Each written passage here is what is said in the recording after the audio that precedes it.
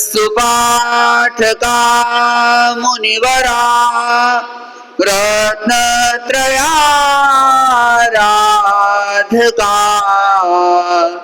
पंचैते परमेष्ठिनः प्रतिदिनं कुर्वन्तु नो मंगलम् कुर्वन्तु नो मंगलम्। आराध्य देव श्रवण भगवान महावीर को वंदन।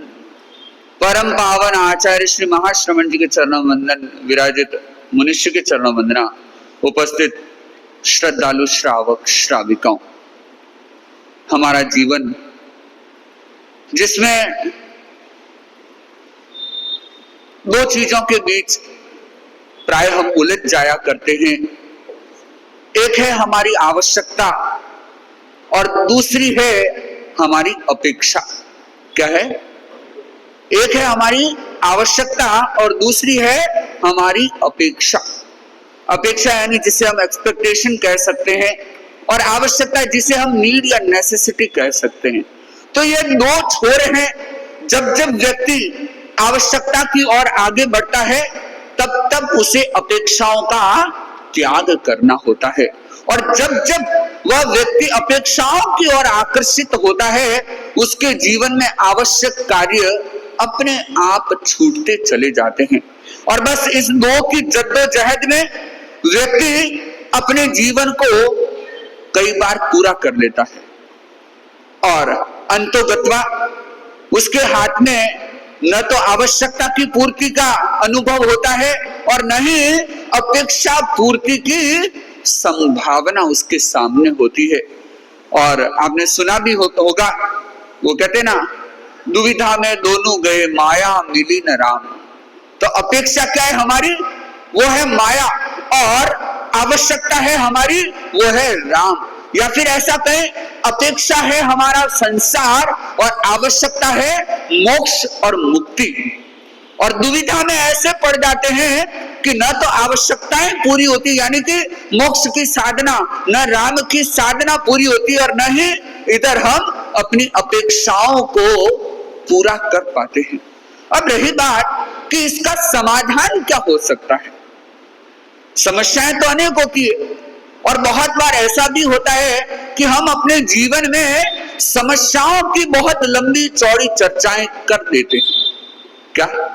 अब देखना, आप भी ऐसी चर्चा करते होंगे कि आपके जीवन में कोई दुख है, कोई समस्या है, कोई तकलीफ है, कोई पीड़ा है, तो आप बार बार सोचते होंगे कि ये इस कारण है, ऐसा है, या अमुक अमुक स्थिति के कारण मेरे जीवन में ऐसा कुछ घटित हो रहा है।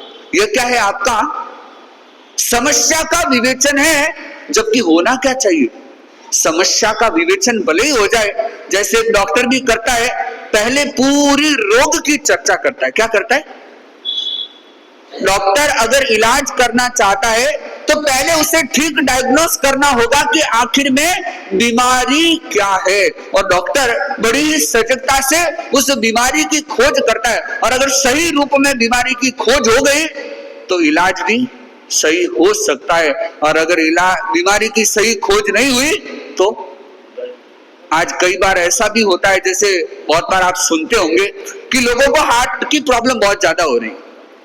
हार्ट की प्रॉब्लम भी आज दो तरीके से सामने आ रही है। शरीर में वायु का वेग बढ़ने पर भी, यानी कि गैस्ट्रिक ट्रबल एक्स्ट्रा ओवर होने पर भी कुछ हार्ट पेन जैसे सिम्टम्स शरीर में आ जाते हैं। और आश्चर्य की बात कि कई लोगों का डॉक्टर ने हार्ट का इलाज कर दिया, स्टंट बिठा दिया, एंजियोप्लास्ट कर दिया, क्या हुआ?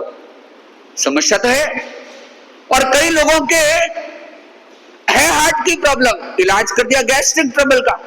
तो ये बड़ी विपरीत स्थितियां होती है और फिर आदमी को लेने के देने पड़ जाते हैं। चलो ठीक है, अगर मान लो गैस्ट्रिक प्रॉब्लम थी और हार्ट का कुछ एंजियोप्लास्ट कर दिया तो शायद उसको मरने की संभावना तो नहीं होगी, लेकिन अगर प्रॉब्लम हार्ट की एक्चुअल रूप में है और इलाज गैस्ट्रिक का कर दिया तो व्यक्ति मर भी सकता है।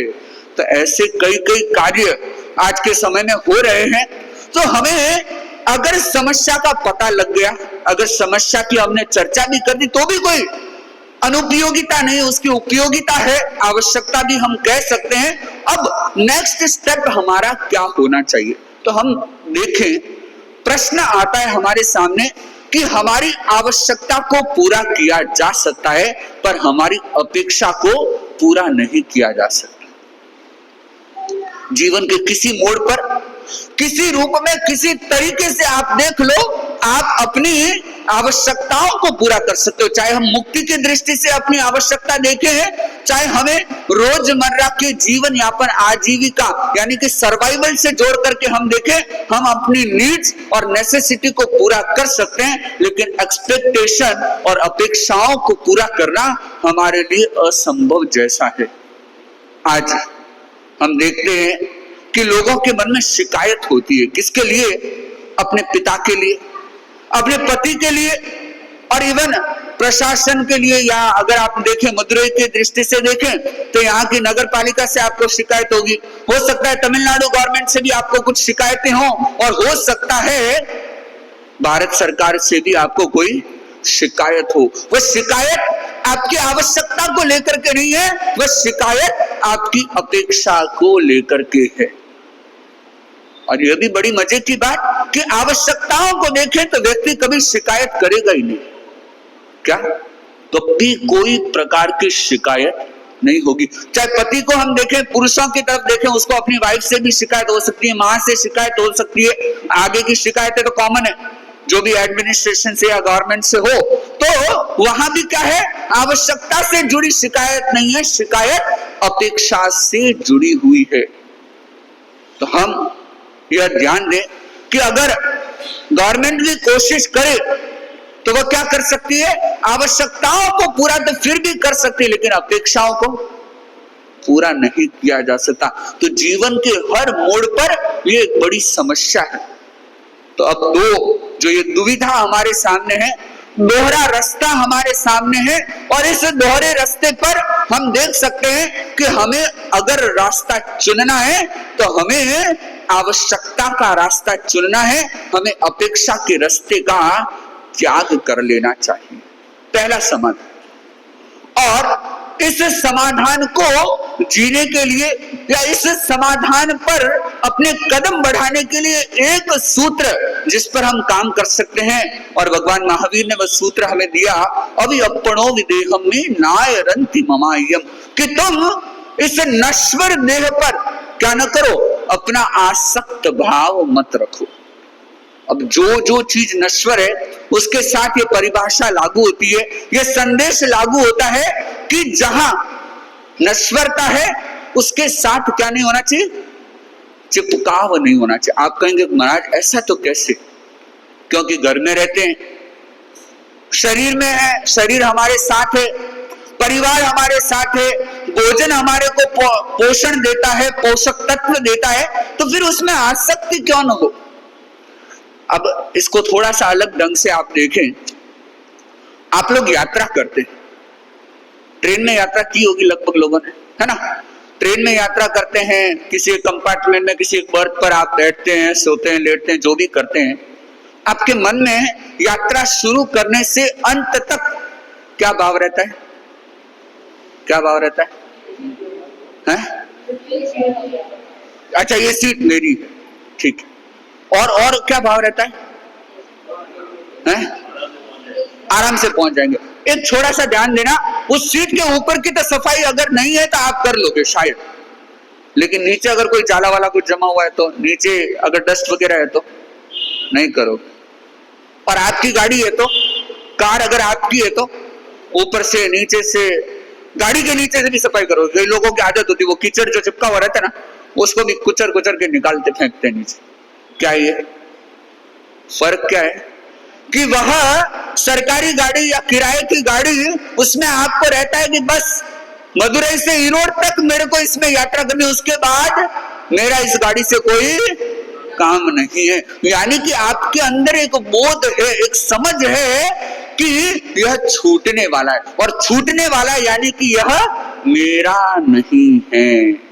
क्या नहीं है? इसलिए क्या नहीं, उसके साथ आसक्ति का भाव नहीं है। और ठीक वही बात एक ब्रॉड लेवल पर अगर हम देखें तो यह बात हमारे शरीर के साथ, हमारे मकान घर के साथ, हमारे परिवार के साथ और हमारे भोजन के साथ भी वैसे ही लागू होती। ये शरीर परमानेंट है नहीं, ये भी किराए का घर है। आप जिस घर में रहते हैं वह भी आपका रजिस्ट्री आपके नाम हो सकती है, लेकिन फिर भी वो क्या, कौन सा घर है? किराए का घर है। और संत हर समय अपने आप में एक भावना बातें हैं कि ये शरीर भी क्या है? संयम में मेरा सहयोगी है, लेकिन ये शरीर मेरा नहीं है।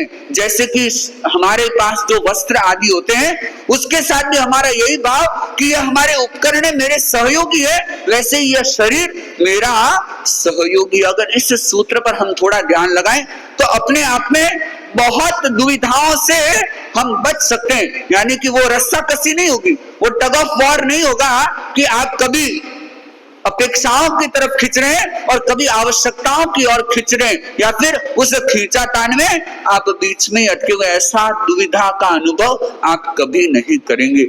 और ऐसा हुआ, श्रावकों के जीवन में भी हुआ और साधुओं के जीवन में भी हुआ कि जब उन्होंने अपने आप को उस नश्वरता से दूर किया, यानी कि जो छूट रहा है वो मेरा नहीं और जो मेरा है वो छूटने वाला नहीं है, इस भाव को साधु साधियों और श्रावक श्राविकाओं ने सभी ने महत्वपूर्ण स्थान दिया और उसका अनुभव भी किया। एक प्रसंग आता है राजा प्रदेशी का, जो कहते हैं पहले नास्तिक हुआ करता था और न सिर्फ नास्तिक था, साधुओं का विरोधी था। कुछ हिंसक भावनाएं भी उसके मन में थी और कोई अगर धर्म साधना करता ना तो बड़ी चिढ़ होती उसको। होते हैं कई लोग, आपके घरों में भी मिल जाएंगे, खुद करे नहीं दूजा ने करने, हाँ, न तो खुद करेगा न दूसरों को करने देगा। कई लोगों के घरों में होता है, चाहे महिलाओं की तरफ देखें चाहे पुरुषों की तरफ देखें, अगर किसी को उपवास की प्रेरणा दी, अगर कोई मान लो उसकी माँ या दादी, उसकी खुद की भावना नहीं रहती तो क्या कहेगी कि क्यों इसको करवाते हो, रहने देना, खाएगा क्या फर्क पड़ेगा। क्या हुआ? खुद करना नहीं, दूसरे को करने देना नहीं।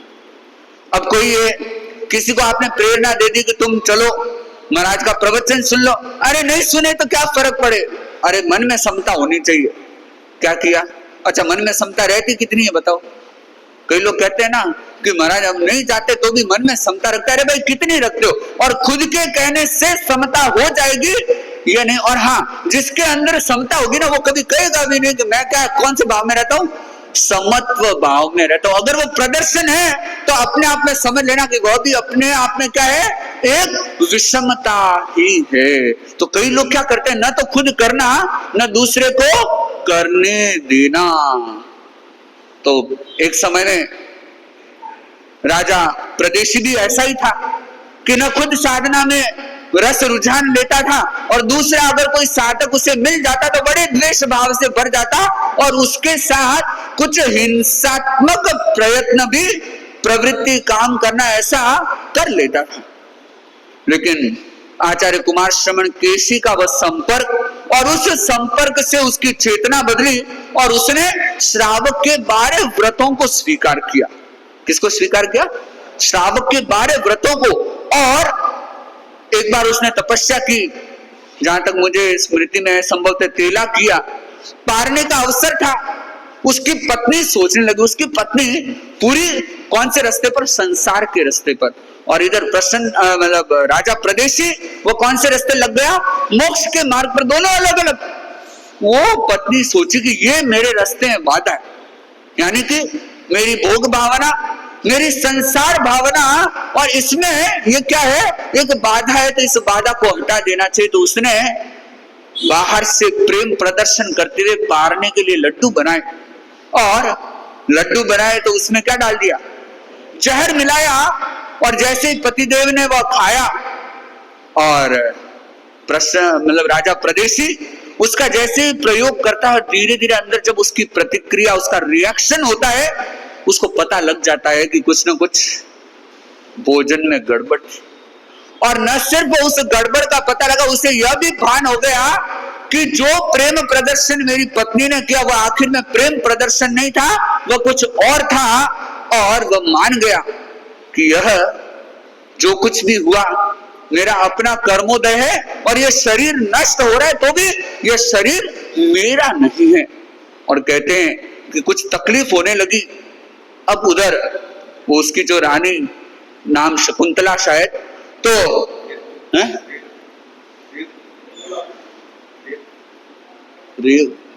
हाँ, तो उसकी जो पत्नी थी राजा प्रदेशी की, रेवती, मुनिषी फरमा रहे, तो उसने देखा कि मर जाएगा, लेकिन देखा कि अगर ये नहीं मरा और कहीं भांडा फूट गया तो मेरी बदनामी होगी। अब सोचो कि वो पत्नी, और वो क्या करती, उसका गला पकड़ लेती और उसको दबा के वहीं मारना चाहती। फिर भी क्या, उस पत्नी के प्रति जहर मिलाने के कारण भी और उस गले को दबोचने के कारण भी उसके मन में उसके प्रति प्रतिक्रिया नहीं, उसके प्रति उसके मन में स्वयं में एक सोच बनी हुई है कि जो ये छूट रहा है वो क्या नहीं है, वह मेरा नहीं है। और परिणाम आप देखिए कि उसने अपने वर्तमान समय को भी समता में जिया और भावी यानी कि अगली गति का भी, शुभ गति का बंद किया। और साथ में कहते हैं कि वह कुछ समय की यात्रा, कुछ भवों की यात्रा के पश्चात अपने आप को मोक्ष के और अग्रसर करता चला जाएगा। यानी कि क्या हुआ, एक चीज को तो छोड़ना पड़ेगा। और आज आपको निर्णय कर लेना चाहिए कि आप कौन सी चीज को, क्योंकि दोनों तो पकड़ नहीं सकते। हमारे लोग क्या सोचते हैं कि हम स्मार्टनेस का प्रयोग करें, संसार भी हमें मिल जाए, मोक्ष भी हमें मिल जाए, क्या हो जाए, मजा दोनों लूटना चाहते हैं। लेकिन आप ध्यान रखना, अगर दोनों को पकड़ने की कोशिश करोगे तो दोनों से चूक जाओगे। और हाँ, अगर संसार के मजे में लगे तो फाइनली वह मजा तो मजा होगा ही नहीं, और वह मजा शायद छूटने वाला भी होगा। तो भगवान महावीर की ये जो प्रेरणा हमारे जीवन का एक सही मार्गदर्शन करती है, तो इस मार्गदर्शन के साथ अपने जीवन को संयमित तरीके से जीते हुए हम अपने जीवन का आनंद, और ऐसा कहना चाहिए कि समाधानमय जीवन जीते हुए, दुविधा मुक्त जीवन जीते हुए हम आगे बढ़ते रहे। इन्हीं भावना के साथ मेरा विनम्र निवेदन मनुष्य से अपने मंगल उद्बोधन के लिए।